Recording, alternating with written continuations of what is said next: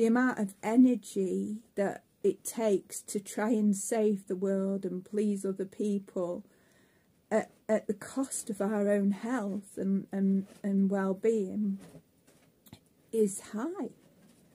You know, there's a lot of people out there, this is going to catch many people when I say this, there's a lot of people getting caught up right now in the horrific sufferings of the people in Turkey.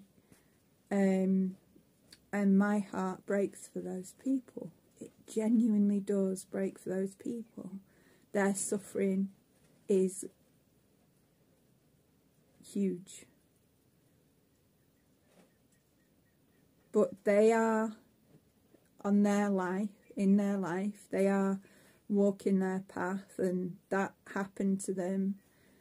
And that's, you know, when anything harsh happens to anyone on such a scale in anyone's life, the impact it has is deep. The grief that they're going through right now is profound. The lives that they're, you know, and the everything and how they're just trying to manage and be, you know, it sucks.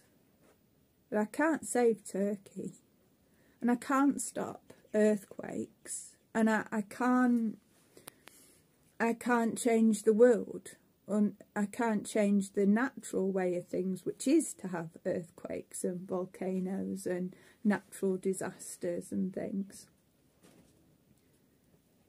So if I send money to Turkey and money to Pakistan for those poor people suffering with floods, and then the money to people who are desperately needing money and food in parts of Africa, and then money to the people who are suffering from the war in Ukraine and Russia, like, where would it stop? Where does it stop?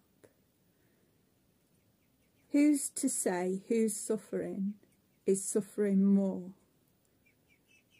You know, just because something happened today or yesterday or is more recent, it doesn't mean that they're suffering any more or any less than the next people who are suffering, that are having severe life-changing circumstances happening in their lives. And my heart breaks for all of them. And I send love to all of them. But I can't be there, and I can't be here at the same time. And if I was there, what good would it do? You know? And I can't split money into all those different directions. And if I try and put all my energy into everyone else, what's left for me? And then what would there be left of me to give to anyone else? So I have to tune back into what's real and true for me at the moment and where I'm at. Because although it's true that all these people all over the world are suffering, I could choose to help them, or I could choose to concentrate on my grief. And by concentrating on my grief, it helps me keep an open heart for others, so that when people that have been suffering from serious illnesses and huge changes in their lives, from heart attacks and strokes to tragic accidents to unforeseen, you know, deaths and drownings and things, and even maybe a shark attack or something like that. I've known someone being attacked by a crocodile, but never a shark. Up to now. You know, you can never say never. But, you know, I would rather concentrate on my grief so my heart can be open, so that when these people can come to me and say, I'm looking for someone who can sit with me while I contemplate my suffering, that I can say, sit down, we'll sit together, and I will be with you while you experience this.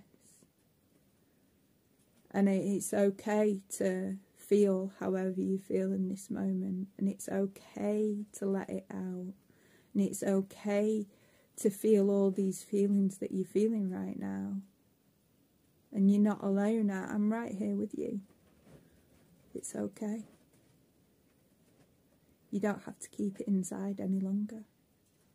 And I can do this. I can sit with these people and help them heal after.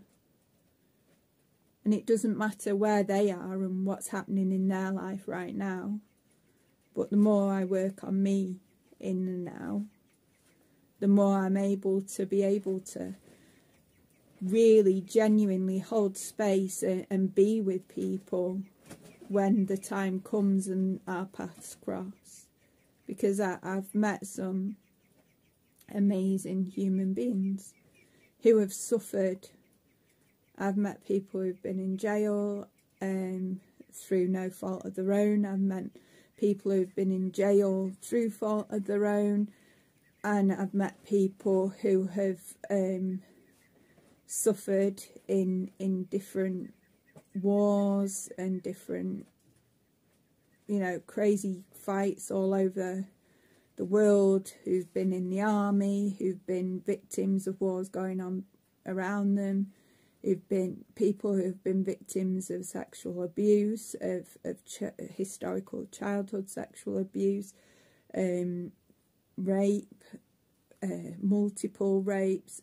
There's so many people that I have sat with and been able to just sit with and just love them through it and hold space while they go through their traumas in a safe way, because they're grieving. So that's what I want to do.